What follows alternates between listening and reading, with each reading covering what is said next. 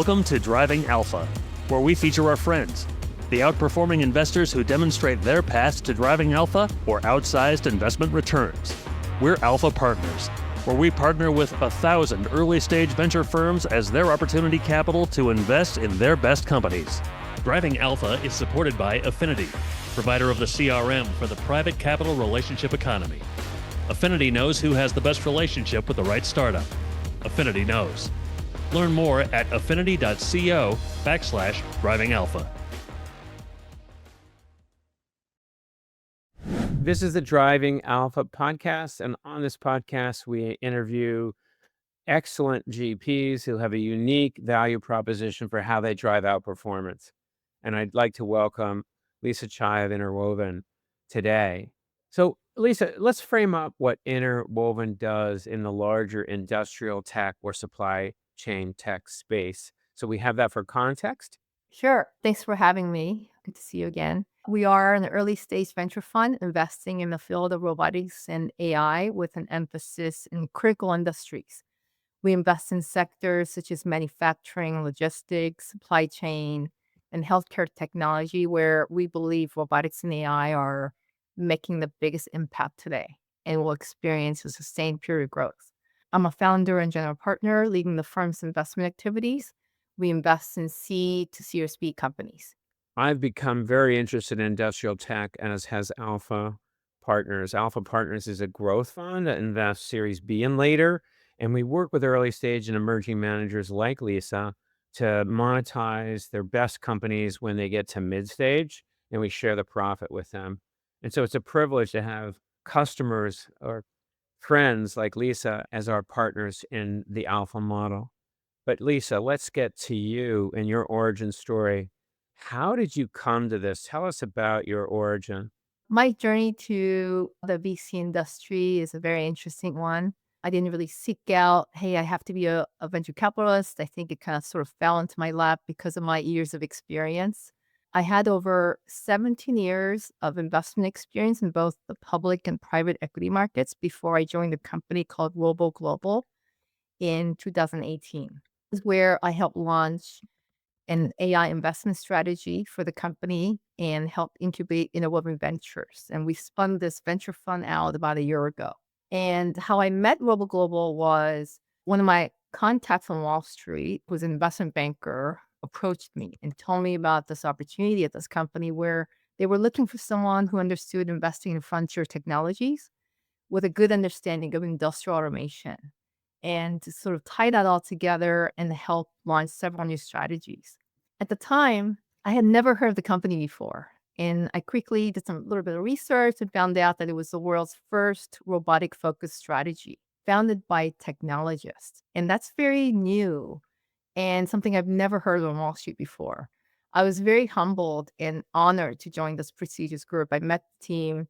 It was comprised of 9 robotic scientists from all over the world and about 10 investment professionals.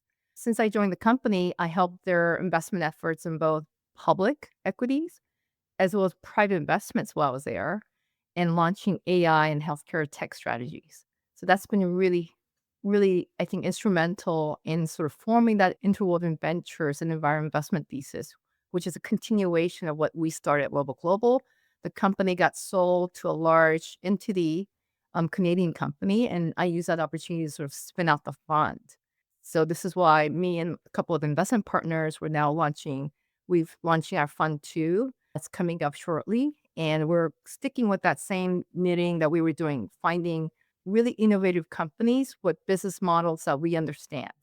And it has a very industrial tech component to it because that is sort of a legacy, what we did, the robotic technologies, bit of that hardware and software combined. Yeah, we're in several robotics companies, and they've been winners for us so far. Yes. And robotic investing really isn't for everyone. I will tell you that a lot of people ask me, Brian, were you always into robotics and AI? As a kid, I do remember being just really passionate about technology and investing. I watched a lot of movies, by the way. When kids were watching Disney movies and a lot of these sort of that teen movies, I was watching movies about stock markets. And I read dozens of books and, eventually met luminaries like Peter Lynch and Leon Cooperman, George Soros, and I was really influenced by these indicators of macroeconomics and fundamental analysis and stack investing, and it's been Hmm. to sort of work in that investment field. And my dream did come true. And it helps that I was very good at math, right? And a bit of a nerd and geek. And Okay, so at what age did this start? I mean, I think we all want to picture little Lisa reading about macroeconomics, investing, and maybe a little bit of robotics as a kid. yeah, I would say like fifth grade, sixth grade, seventh grade. Okay. Oh, well, that's amazing. Anything you start in middle school, you get really good at because it's like your neuroplasticity is making you an expert early on. And I think that's phenomenal. I haven't heard that before. That's a good one. So I remember watching that movie Wall Street, I loved it. And all that I said, I just, a lot of kids sort of trying to figure out what they want to be in life. What do they Yeah. want to do? People ask that. Your grandparents ask you, what do you want to do when you grow up? I knew exactly what I wanted to do. I wanted to work in the equity markets. And I think Awesome. private or public, but I just Mhm. wanted to do that. Well, now you've got your dream come true. You're a general partner at your own $100 million fund. That's amazing. But all along your journey, it was a man's world for the most part and remains so today. There's only 20% of decision makers that are women in venture capital. It's similar in private equity, probably similar in asset management, the public markets, and in other asset classes. But let's just focus on venture. And specifically, we'll get into that around industrial tech. How was it coming up through the ranks? Like from college forward, being excellent in a man's world. I would say I never really knew that I was a female, and it was really hard for me to We're navigate. gender blind. Yeah, I was until, at some throughout my career, I did see that there was a difference in salaries between myself and my male colleagues. So they were not gender blind. Yeah. So, but you learn that quite a bit. I think that I am so used to it because look, I started off, by the way, so high school, I continued this, my search for technology and looking at, mastering the Excel spreadsheet. I didn't even go to the prom. I had no interest going to prom. I Wow. them all. I played video games with my male brothers and cousins, and I just did that. And so throughout college, I was a computer programmer, and I was always the only female. So I think I got used to sort of that experience, and then Mm, when you're studying that computer science and finance, you're always often the only female, and I think also sometimes you're often the few minority members as mm, well. So I was used to it, so when I worked on Wall Street, and obviously, I would say it's not even 20%. When I was started in Wall Street, we're talking about 1 to 2%. Look around the room, and I would often be the only female. So right. I became very accustomed to that. When you work in a hedge fund industry, that was my first job, really, where my first investment job where I got my break. I remember how special I felt that my boss came to me and said, "You know what? I don't care if you're purple and you're from Mars, as long as you can make money, That's you're right.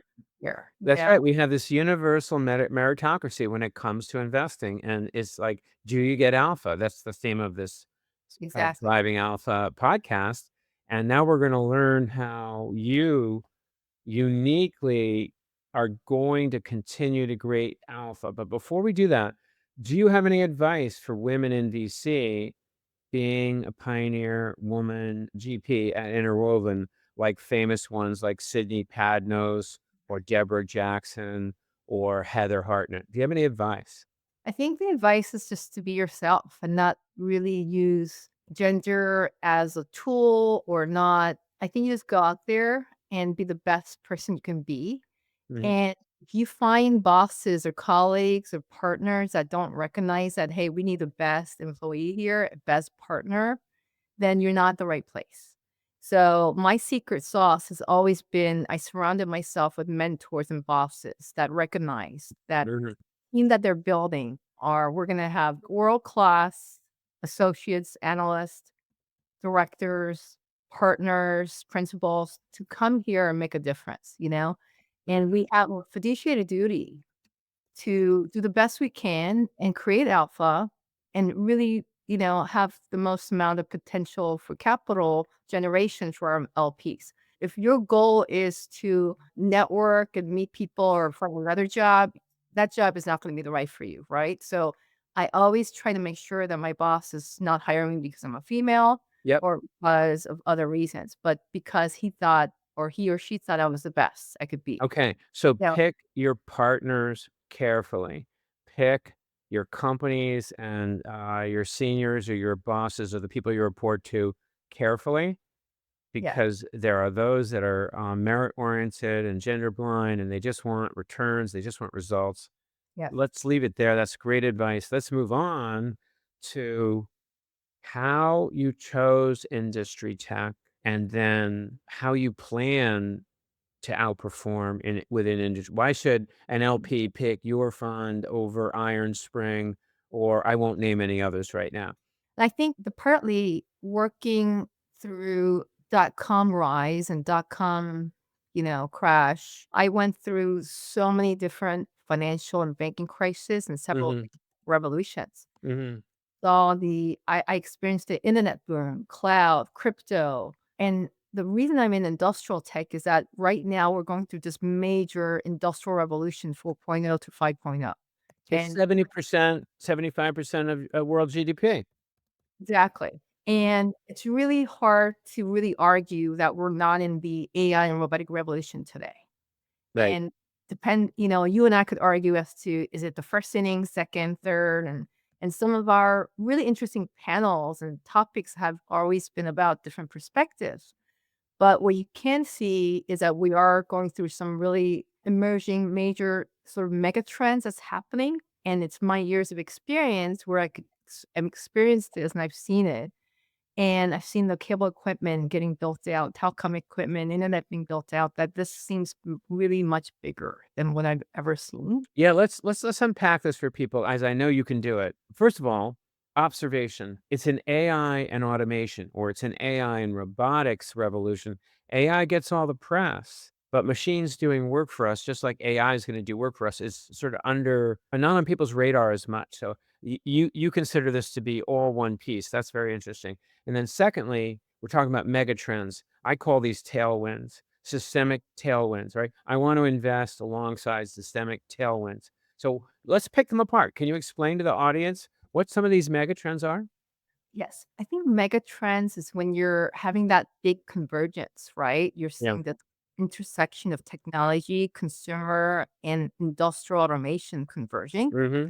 You and I could talk about, is Apple a consumer company or a tech company? Right. Is Amazon a retail company, supply chain company, or technology company? Really depends on the investor perspective and the angle that you're looking at. What Uh-huh. you argue is the amount of GDP impact and the Yeah. TAM opportunities globally.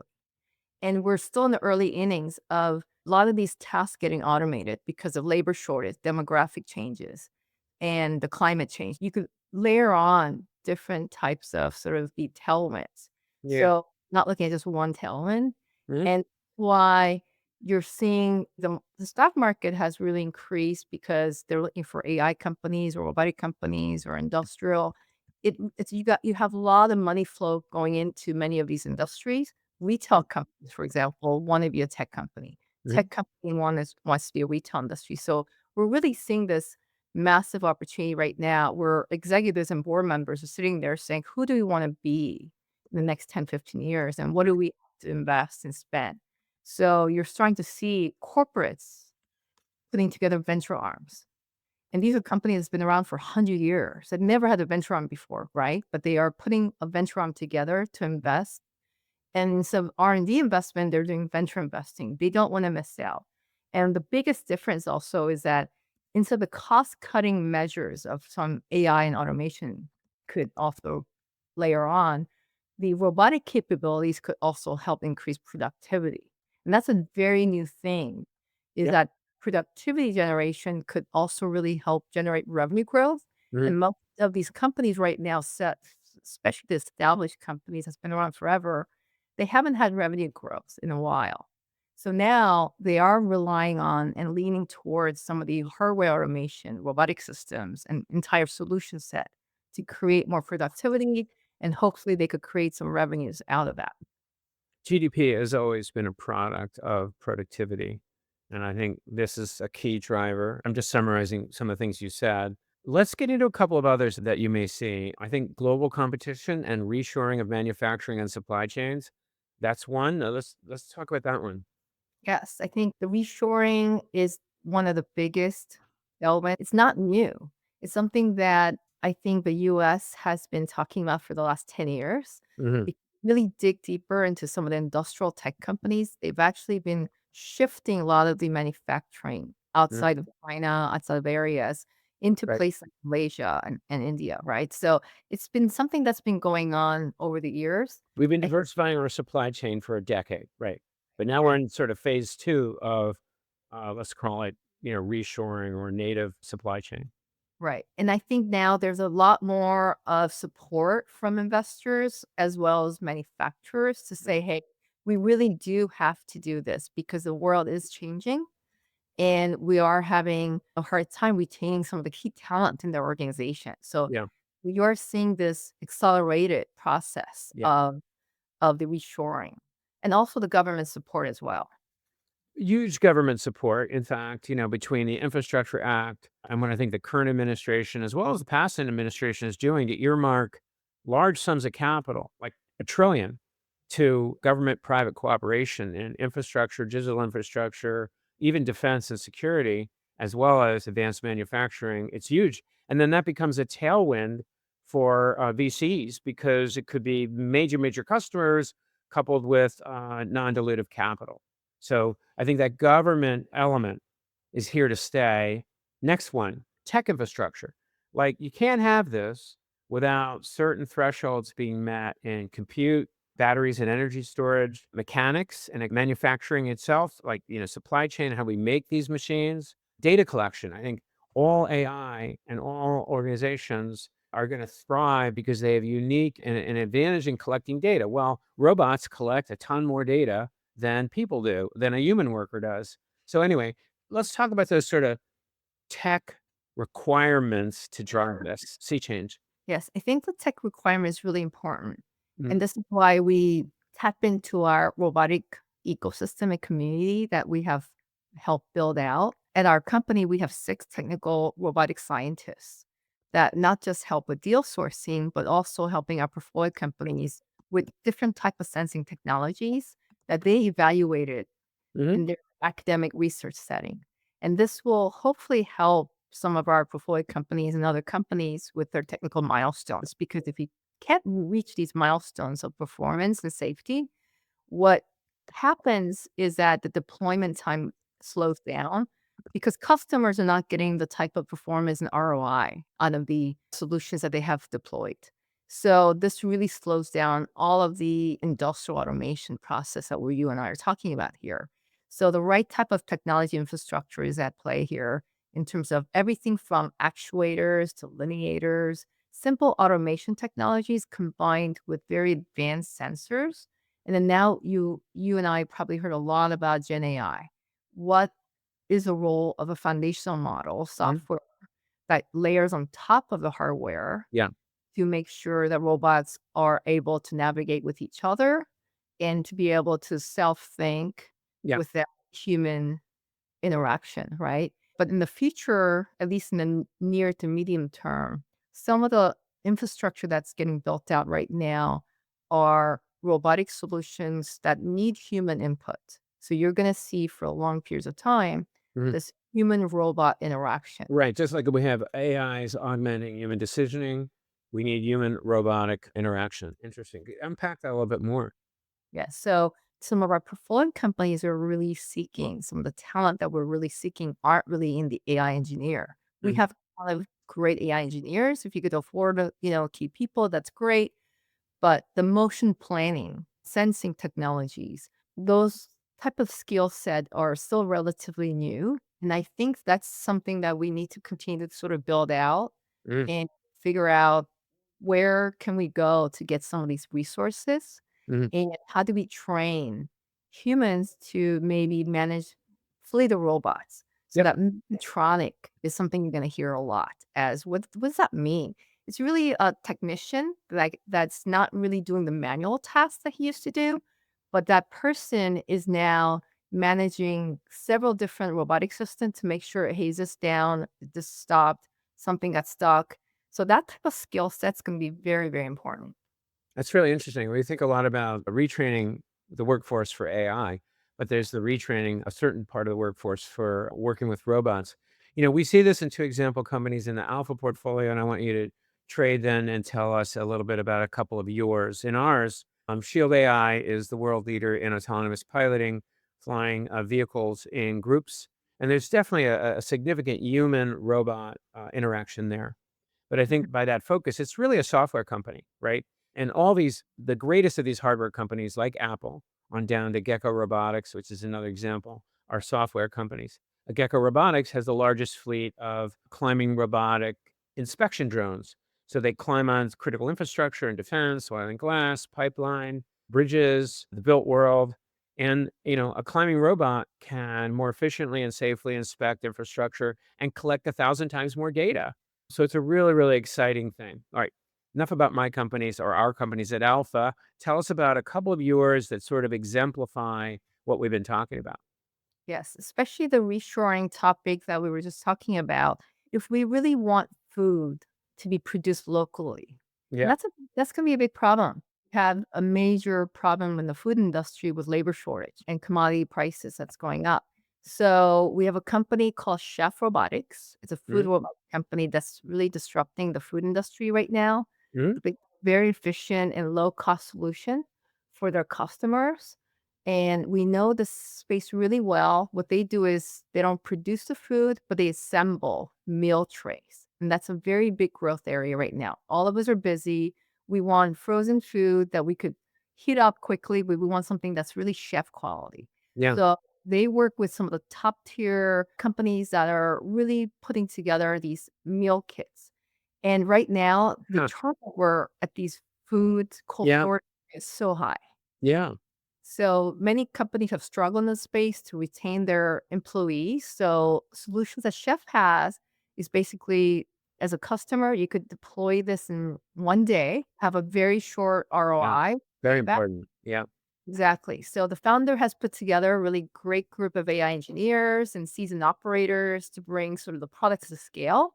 They're located in California and they're doing just amazing. And right now, they're capturing all this data that you were talking about. Is so the data that is feeding to the robots and the software is really integrating all this in is now has really worked. The last few years, this robotic system could now identify 4,000 different ingredients. Isn't that crazy? Amazing. And I'm gonna go have a meal that came in the mail or the post in a minute. That's my lunch, right, from Factor. Oh, yeah. A little pitch for Factor, and in a minute. So, thanks to, in part to robotics. Now, Yeah. we gotta come to the close here, and I think the Okay. important closing comments are, why should founders come to Interwoven, and how do they do it? Because, we want founders to come to you that are in this space. Right. We offer sort of that pure exposure to robotics and AI with Mhm. really strong domain expertise in industrial automation, supply chain, and healthcare tech. So if you care about that, I think that you should definitely come to us because we are differentiated. We lean very heavily on our academic research community. And because robotic investing is not that easy, it's very capital intensive nature. You have to understand the asset structure. I think it's really, you do have to tap into some of the experts in the space. And we have the ecosystem advantage here. We have a relationship with companies like yours and PE firms, corporates, and supply chain network investment bankers. Because at the end of the day, Ah. we have to help our portfolio companies by adding value to them through that investment process Yeah. of helping them through commercialization to exit. So we can generally invest in that early stages of growth, that early to growth, and Mm. we've seen it all through evolution. Right. So that's our secret sauce. That we understand the IPO markets, the M&A environments, and majority of my investment experience in alternative asset class has been that technology buyouts and IPO markets. So I think that we are the right investors to do this. And earlier stage, early to growth is where we're seeing a ton of opportunities. Most of these companies are not available public, and it's really hard to tap into these investment opportunities later stages because it's already being allocated. Yeah, and so you have a complete life cycle ecosystem to help your companies. starting with your team, and you have advisors that extend your team, right? Deep domain experts in maybe 10 areas. We spoke about that, but then all the way through to subsequent financings.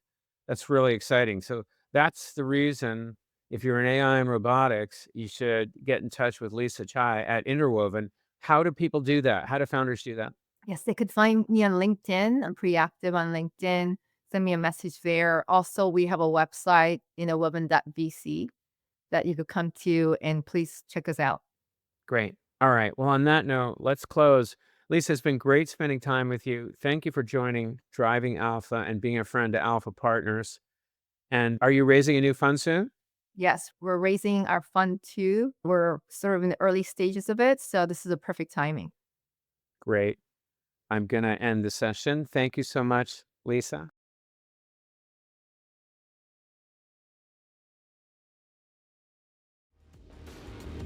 Thanks for listening to the Driving Alpha podcast, where we host top investors to demonstrate how they outperform the market.